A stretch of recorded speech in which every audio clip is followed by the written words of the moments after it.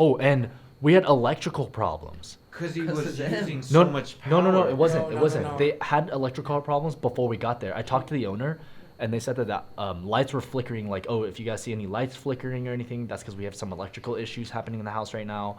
And so she was like, oh, I'm trying to get my husband to fix it. She didn't tell us that before we moved in. Imagine we blew out like the entire house, like fried all the wires. I'm surprised we didn't. Yeah. I mean, we were using some Worth it. hefty lights. I'm just trying to figure out what the husband was working on. That was a power saw that was down the neighborhood. He was working in the RV. No. That was down the street. That was down the Sure. street. Yeah, The power yeah. saw was No, down there the were no street. power saws being used in the house. Yeah. So the husband for the in the house layout on the side yard, there was an RV that was parked. It was plugged into the house. I assume it was plugged into the garage because it was going under the door that led into the garage, which we didn't have access to. And the RV had a plug going from either the inside of the RV or it might have been the outside where like you can charge it up or at least have it powered up. But it was going into the garage and we were like, oh, well, we can't really mess around with anything. So we went out to the breakers and I was with Cody, our gaffer, and I said, hey, we have this much ampage that we could use if we turn off these certain rooms. And thankfully, at least a few of the rooms, the ones that actually mattered, they actually had labels on them. So the laundry room was labeled, and we could pull like 70 amps from that. That's a and there was that's a lot. And then there was another room that had 30 amps. So we had 100 amps to work with, and that worked out really well because we had a 2K light.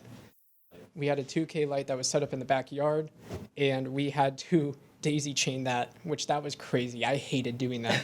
we did it. What's from, daisy chaining? Daisy chaining is when you take two extension cords and you plug them into each other.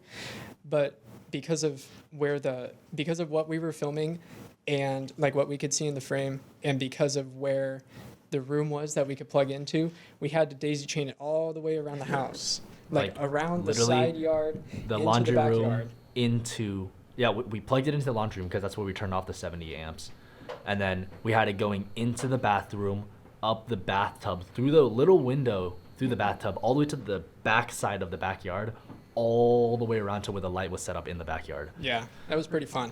Yeah. I think it was two extension cords. It wasn't that long, but when you're dealing with something that's got 2,000 watts of wattage going into it, that was kind of scary. I was like, it's either going to break the breaker or it's going to break the light.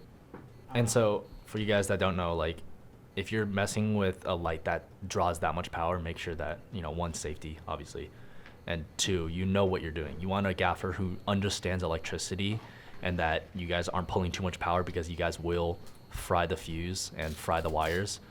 And also that you guys use the proper wiring, because like a regular stinger, you can't plug into a 2K or else like that'll just blow up.